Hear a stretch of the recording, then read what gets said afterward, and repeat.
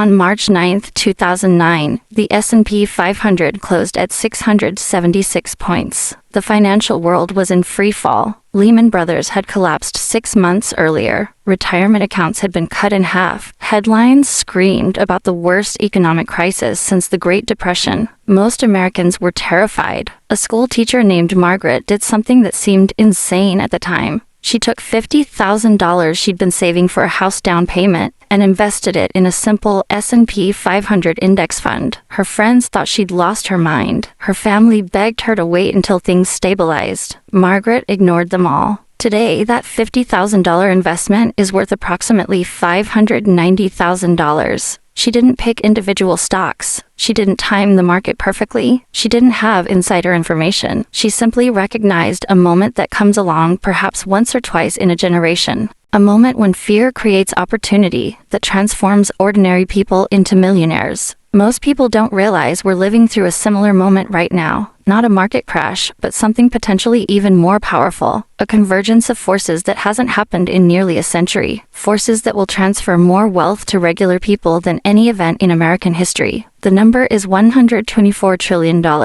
That's not a typo. $124 trillion is changing hands over the next 2 decades, and most people have no idea it's happening or how to position themselves to benefit. Today, I'm going to show you exactly what's unfolding, why the conditions mirror previous wealth creation events that minted millions of new millionaires, and the specific steps regular people are taking right now to ensure they're on the receiving end of this historic transfer. The story of what happened after March 2009 illustrates exactly how ordinary people build extraordinary wealth. The S&P 500 didn't just recover from that 2009 low. It launched into the longest bull market in American history. From March 2009 through January 2026, the market rose over 900%. The index recently crossed 7,000 points for the first time.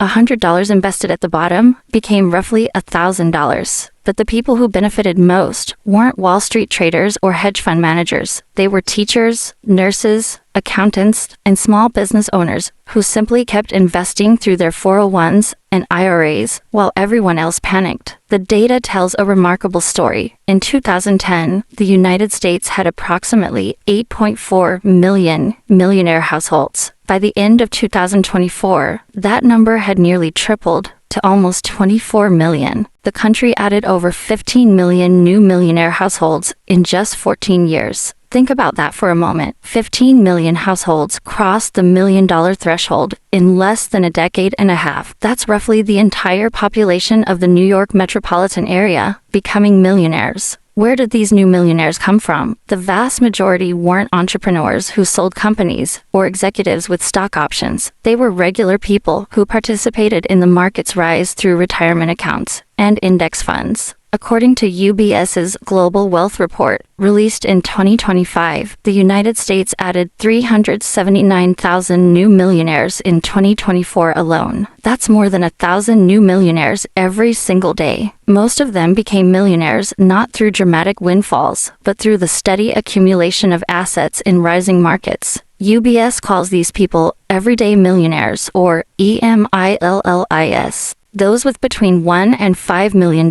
in net worth globally. This group has quadrupled since 2000 to approximately 52 million people. They collectively control over $107 trillion in wealth. The path to joining them isn't secret. It's documented, it's repeatable, and it's about to get easier. What makes the current moment even more significant than 2009 is something called the Great Wealth Transfer. According to Cerulli Associates' latest research from 2025, approximately $124 trillion in assets will change hands between now and 2048. This is the largest transfer of wealth in human history. Nothing in recorded economic history comes close. To put that number in perspective, $124 trillion exceeds the entire annual economic output of every country on Earth combined. It's more than 5 times the current U.S. national debt. It's wealth accumulated over 8 decades of American economic expansion, about to cascade through the generations. The mechanics are straightforward, but the implications are profound. Baby boomers, those born between 1946 and 1964, currently control approximately 52% of all wealth in the United States. That's roughly $78 trillion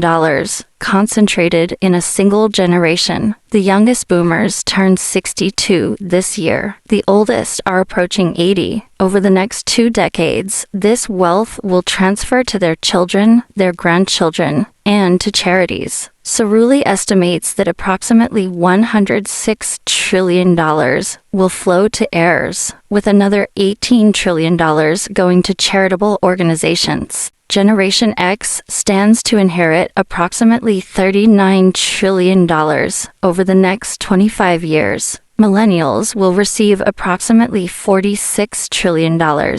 Even Gen Z will begin receiving significant inheritances as the transfer accelerates through the 2030s and 2040s. The timing matters enormously. Gen X, often called the forgotten generation, will receive approximately $1.4 trillion per year over the next decade. This arrives at a pivotal life stage when many are caught between caring for aging parents and supporting their own children. For this generation, the inheritance wave could transform retirement prospects that currently look uncertain. Millennials face a longer wait, but a larger eventual windfall. The $46 trillion heading their way will arrive as many enter their peak earning years, creating multiplicative effects as inherited capital compounds alongside career income. But the critical detail most coverage misses is this: the opportunity isn't just about inheritance, it's about the cascading effects that massive wealth movement creates across the entire economy. When $124 trillion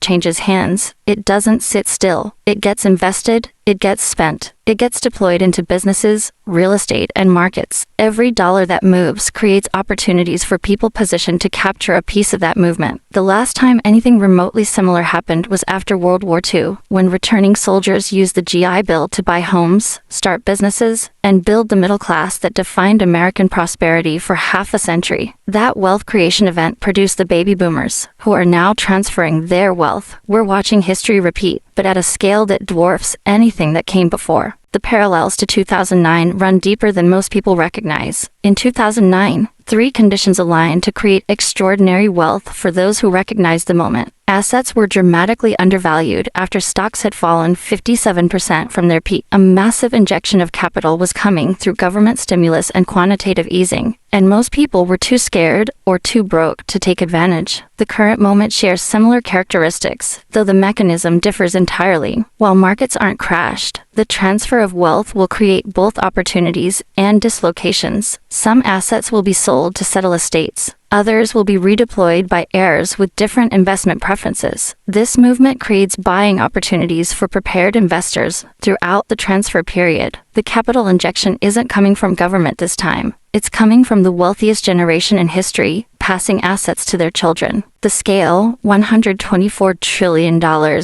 exceeds any government stimulus ever attempted. For context, the entire pandemic relief effort totaled approximately $5 trillion. The wealth transfer represents 25 times that amount flowing through the economy over the next 2 decades. And just like 2009, most people don't know what's happening. The great wealth transfer receives a fraction of the attention given to daily market movements, even though its impact will be far more significant over the next 20 years. The people who became millionaires after 2009 weren't smarter than everyone else. They were simply positioned to capture opportunity when it arrived. The same principle applies now. The strategies for capturing this opportunity require understanding several key dynamics. First, inheritances alone won't create most new millionaires. This seems counterintuitive given the headline numbers, but the math reveals the truth. Cerulli estimates that approximately 62% of the wealth being transferred will come from high net worth and ultra high net worth households. These represent only about 2% of all households. The wealth transfer is highly concentrated. A small number of families will inherit massive amounts. Most families will inherit more modest sums or nothing at all. Relying on inheritance alone is therefore a poor strategy for building wealth.